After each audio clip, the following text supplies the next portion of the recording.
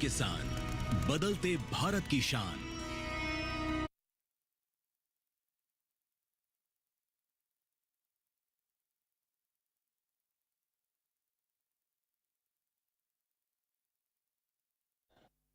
वो दिन आ ही गया जिसका हम सभी फरवरी से इंतजार कर रहे थे। मैं मन की बात के माध्यम से एक बार फिर आपके बीच, अपने परिवारजनों के बीच आया हूं। एक बड़ी प्यारी सी उक्ति है, इति विदा पुनर्मिलनाय। इसका अर्थ भी उतना ही प्यारा है। मैं विदा लेता हूं फिर मिलने के लिए। इसी भाव से मैंने फरवरी में आपसे कहा था कि चुनाव नतीजों के बाद फिर मिलूंगा, और आज मन की बात के साथ मैं आपके बीच फिर हाजिर हूं। उम्मीद है आप सब अच्छे होंगे, घर में सबका स्वास्थ्य अच्छा होगा। और अब तो मानसून भी आ गया है, और जब मानसून आता है तो मन भी आनंदित हो जाता है।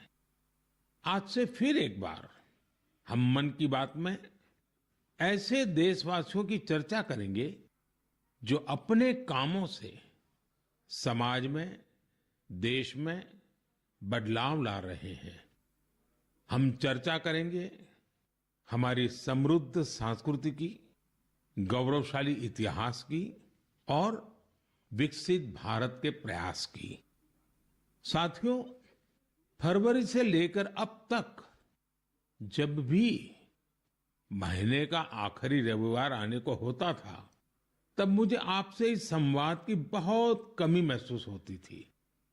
लेकिन मुझे ये देखकर बहुत अच्छा भी लगा कि इन महीनों में आप लोगों ने मुझे लाखों संदेश भेजे।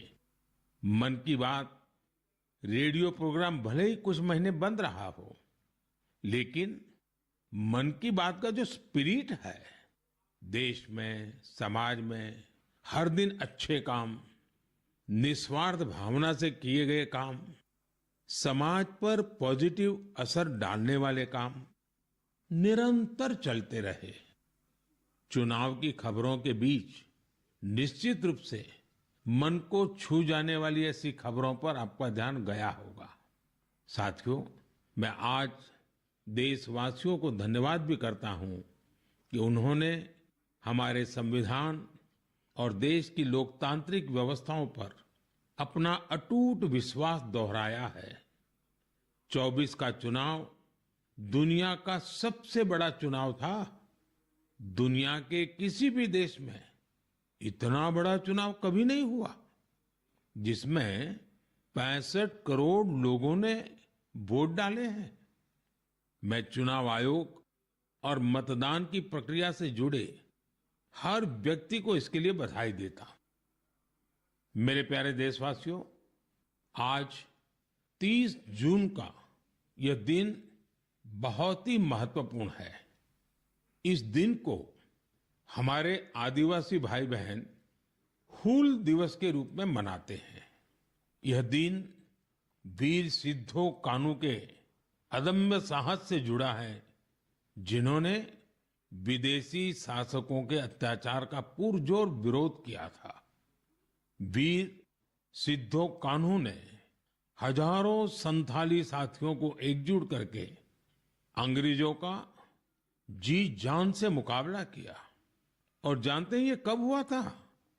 ये हुआ था 1855 में। यानी ये 1857 में भारत के प्रथम स्वतंत्रता संग्राम से भी 2 साल पहले हुआ था। तब झारखंड के संथाल परगना में हमारे आदिवासी भाई बहनों ने विदेशी शासकों के खिलाफ हथियार उठा लिया था। हमारे संथाली भाई बहनों पर अंग्रेजों ने बहुत सारे अत्याचार किए थे। उन पर कई तरह के प्रतिबंध भी लगा दिए थे। इस संघर्ष में अद्भुत वीरता दिखाते हुए वीर सिद्धो और कान्हू शहीद हो गए।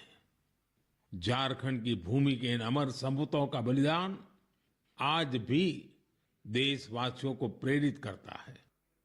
आइए सुनते हैं संथाली भाषा में इन्हें समर्पित एक गीत का अंश।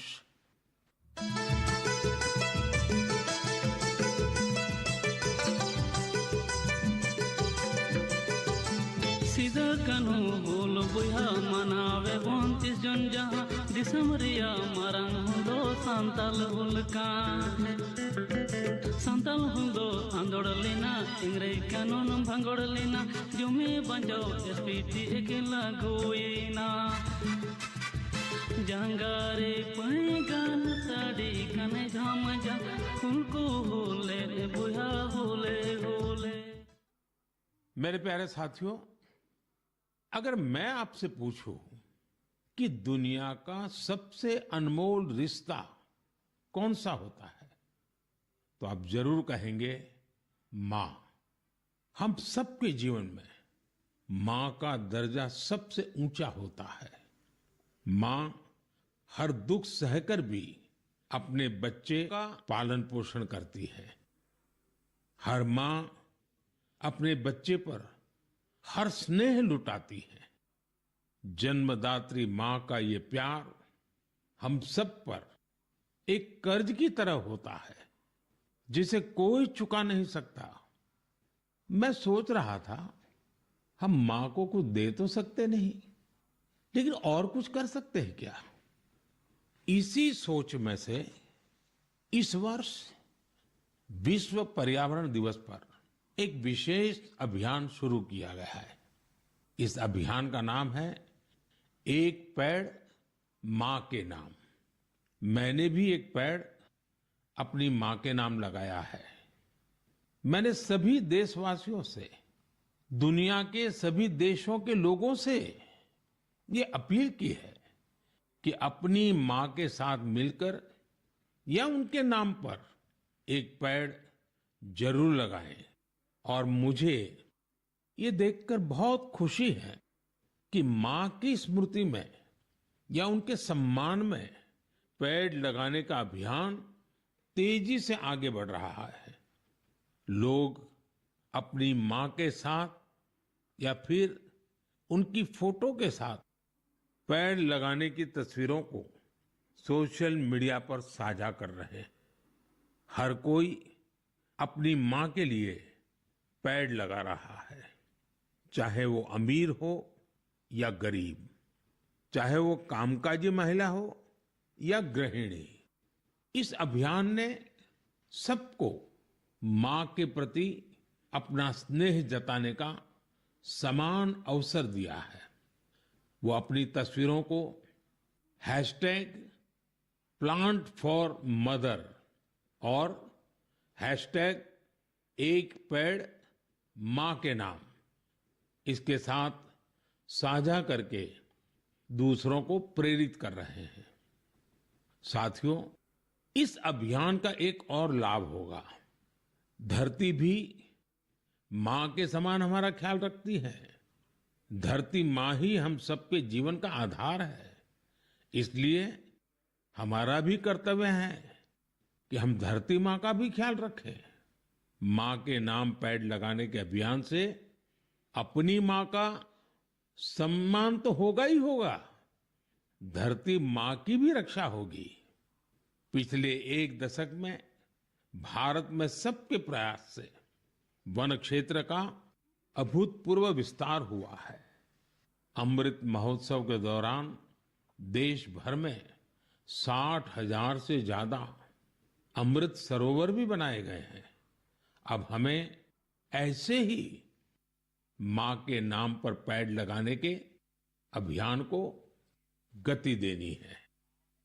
मेरे प्यारे देशवासियों, देश के अलग अलग हिस्सों में मानसून तेजी से अपना रंग बिखेर रहा है और बारिश के इस मौसम में सबके घर में जिस चीज की खोज शुरू हो गई है वो है छाता। मन की बात में आज मैं आपको एक खास तरह के छातों के बारे में बताना चाहता हूं। ये छाते तैयार होते हैं हमारे केरला में।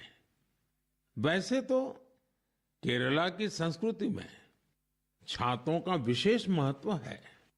छाते वहां कई परंपराओं और विधि विधान का अहम हिस्सा होते हैं। लेकिन मैं जिस छाते की बात कर रहा हूं वो है कार्थुम्बी छाते, और इन्हें तैयार किया जाता है केरला के अट्टापडी में। ये रंग बिरंगे छाते बहुत शानदार होते हैं, और खासियत ये कि इन छातों को केरला की हमारी आदिवासी बहनें तैयार करती हैं। आज देश भर में इन छातों की मांग बढ़ रही है। इनकी ऑनलाइन बिक्री भी हो रही है। इन छातों को वट्टालक्की सहकारी कृषि सोसाइटी की देखरेख में बनाया जाता है। इस सोसाइटी का नेतृत्व हमारी नारी शक्ति के पास है। महिलाओं के नेतृत्व में अट्टापडी के आदिवासी समुदाय ने एंटरप्रेन्योरशिप की अद्भुत मिसाल पेश की है। इस सोसाइटी ने एक बैम्बू हैंडीक्राफ्ट यूनिट की भी स्थापना की है। अब ये लोग एक रिटेल आउटलेट और एक पारंपरिक कैफे खोलने की भी तैयारी में है। इनका मकसद सिर्फ अपने छाते और अन्य उत्पाद बेचना ही नहीं है, बल्कि ये अपनी परंपरा, अपनी संस्कृति से भी दुनिया को परिचित करा रहे हैं। आज कार्थुम्बी छाते केरला के एक छोटे से गांव से लेकर मल्टीनेशनल कंपनियों तक का सफर पूरा कर रहे हैं। लोकल के लिए वोकल होने का इससे बेहतरीन उदाहरण और क्या होगा। मेरे प्यारे देशवासियों, अगले महीने इस समय तक पेरिस ओलंपिक शुरू हो चुके होंगे। मुझे विश्वास है कि आप सब भी ओलंपिक खेलों में भारतीय खिलाड़ियों का उत्साह बढ़ाने का इंतजार कर रहे होंगे। मैं भारतीय दल को ओलंपिक खेलों की बहुत बहुत शुभकामनाएं देता हूं। हम सबके मन में टोक्यो ओलंपिक की यादें अब भी ताजा हैं। टोक्यो में हमारे खिलाड़ियों के प्रदर्शन ने हर भारतीय का दिल जीत लिया था। टोक्यो ओलंपिक के बाद से ही हमारे एथलीट्स पेरिस ओलंपिक की तैयारियों में जी जान से जुटे हुए थे। सभी खिलाड़ियों को मिला दे तो इन सब ने करीब 900 इंटरनेशनल कंपटीशन में हिस्सा लिया है। ये काफी बड़ी संख्या है। साथियों, पेरिस ओलंपिक में आपको कुछ चीजें पहली बार देखने को मिलेगी। शूटिंग में हमारे खिलाड़ियों की प्रतिभा निखरकर सामने आ रही है। टेबल टेनिस में मैन और विमेन दोनों टीमें क्वालिफाई कर चुकी हैं। भारतीय शॉटगन टीम में हमारी शूटर बेटियां भी शामिल है। इस बार कुश्ती और घुड़सवारी में हमारे दल के खिलाड़ी उन कैटेगरीज में भी कम्पीट करेंगे जिनमें पहले वे कभी शामिल नहीं रहे। इससे आप ये अनुमान लगा सकते हैं कि इस बार हमें खेलों में अलग लेवल का रोमांच नजर आएगा। आपको ध्यान होगा, कुछ महीने पहले वर्ल्ड पारा एथलेटिक्स चैंपियनशिप में हमारी बेस्ट परफॉर्मेंस रही है। वहीं चेस और बैडमिंटन में भी हमारे खिलाड़ियों ने परचम लहराया है। अब पूरा देश ये उम्मीद कर रहा है कि हमारे खिलाड़ी ओलंपिक्स में भी बेहतरीन प्रदर्शन करेंगे। इन खेलों में मेडल्स भी जीतेंगे और देशवासियों का दिल भी जीतेंगे। आने वाले दिनों में मुझे भारतीय दल से मुलाकात का अवसर भी मिलने वाला है। मैं आपकी तरफ से उनका उत्साहवर्धन करूंगा। और हाँ, इस बार हमारा हैशटैग चीयर फॉर भारत है। इस हैशटैग के जरिए हमें अपने खिलाड़ियों को चीयर करना है, उनका उत्साह बढ़ाते रहना है। तो मोमेंटम को बनाए रखिए। आपका ये मोमेंटम भारत का मैजिक दुनिया को दिखाने में मदद करेगा। मेरे प्यारे देशवासियों, मैं आप सभी के लिए एक छोटी सी ऑडियो क्लिप प्ले कर रहा हूं। रेडियो कुवैत FM 93.3 से हिंदी शो नमस्ते कुवैत।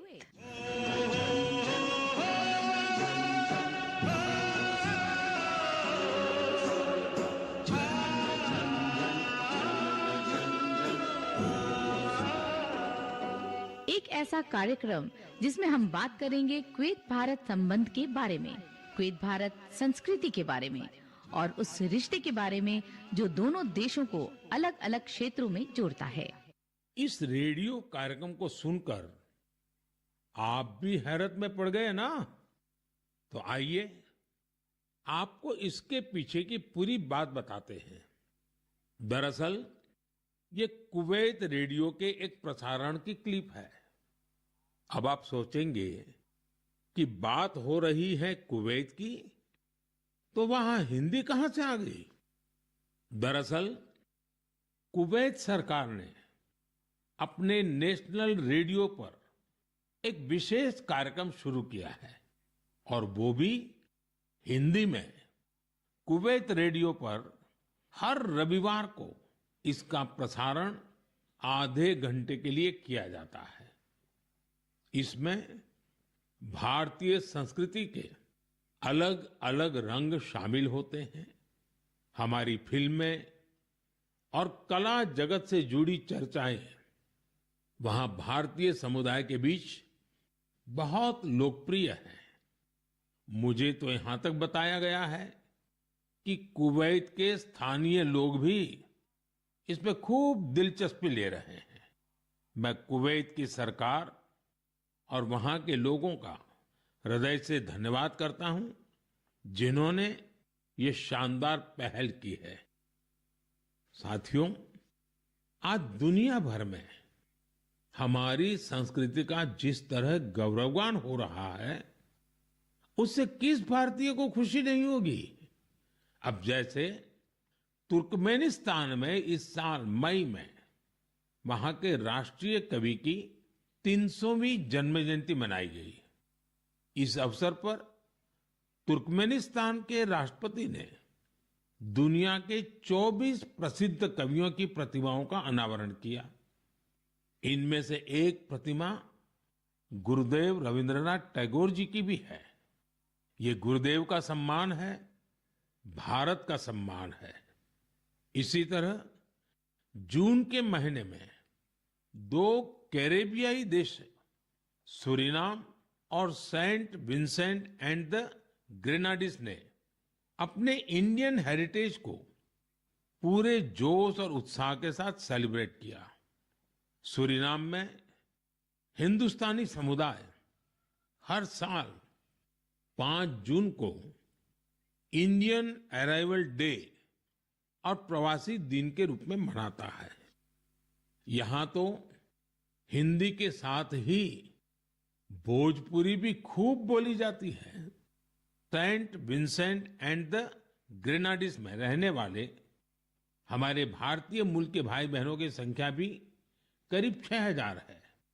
उन सबको अपनी विरासत पर बहुत गर्व है। 1 जून को इन सब ने इंडियन अराइवल डे को जिस धूमधाम से मनाया, उससे उनकी ये भावना साफ झलकती है।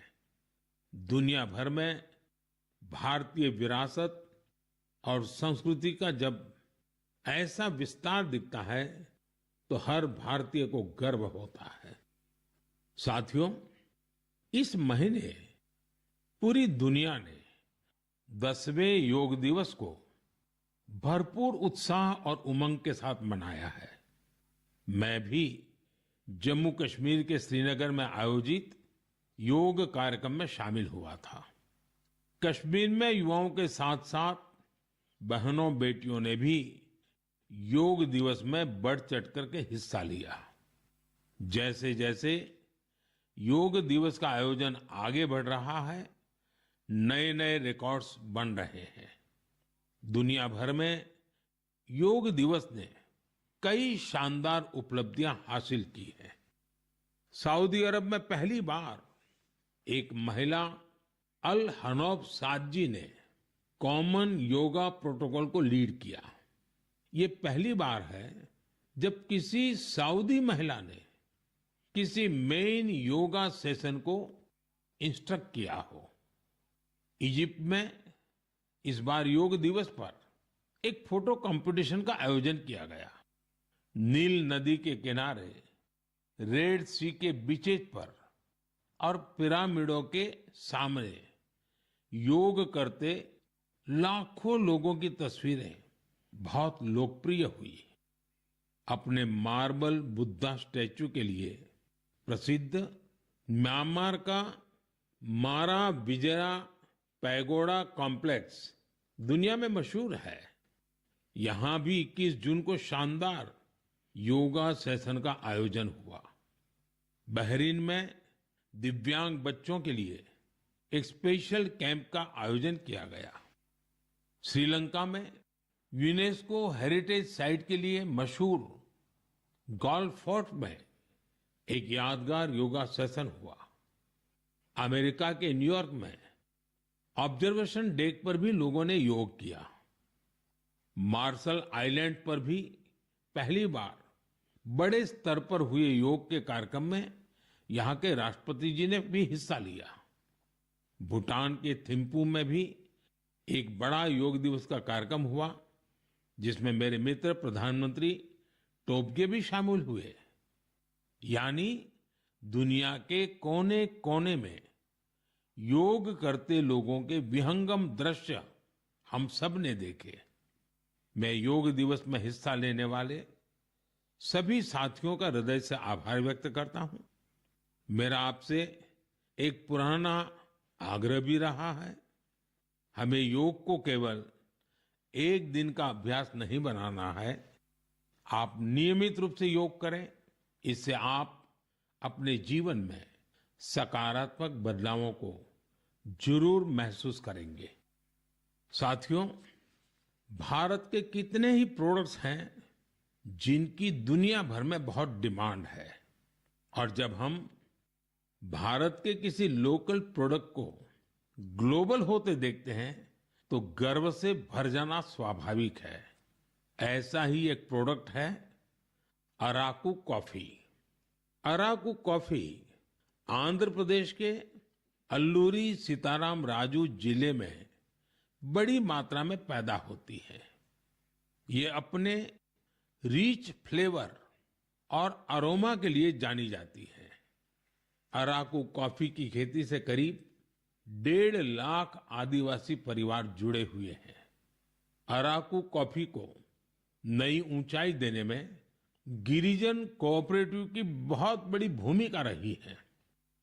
इसने यहाँ के किसान भाई बहनों को एक साथ लाने का काम किया और उन्हें अराकू कॉफी की खेती के लिए प्रोत्साहन दिया।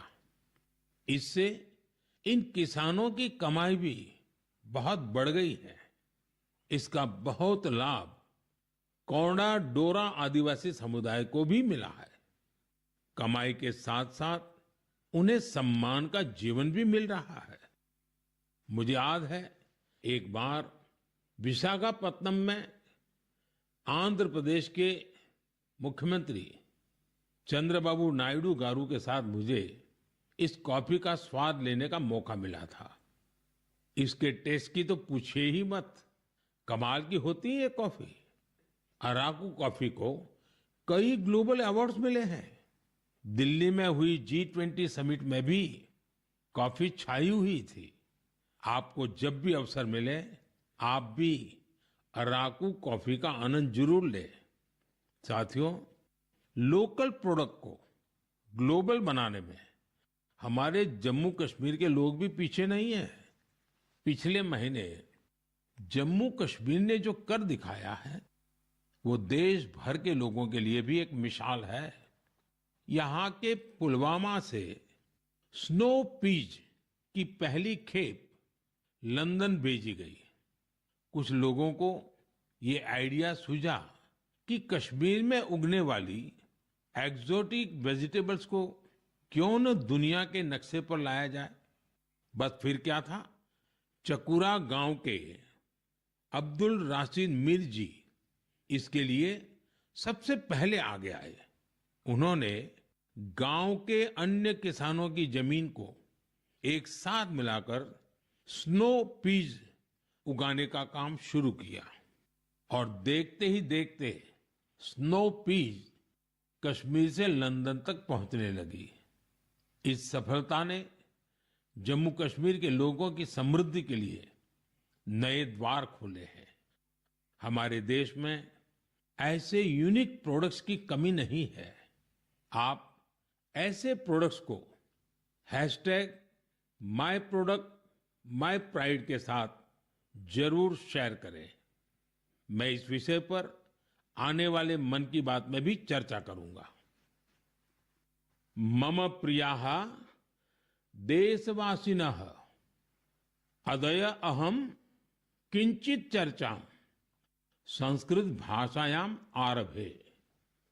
आप सोच रहे होंगे कि मन की बात में अचानक संस्कृत में क्यों बोल रहा हूं।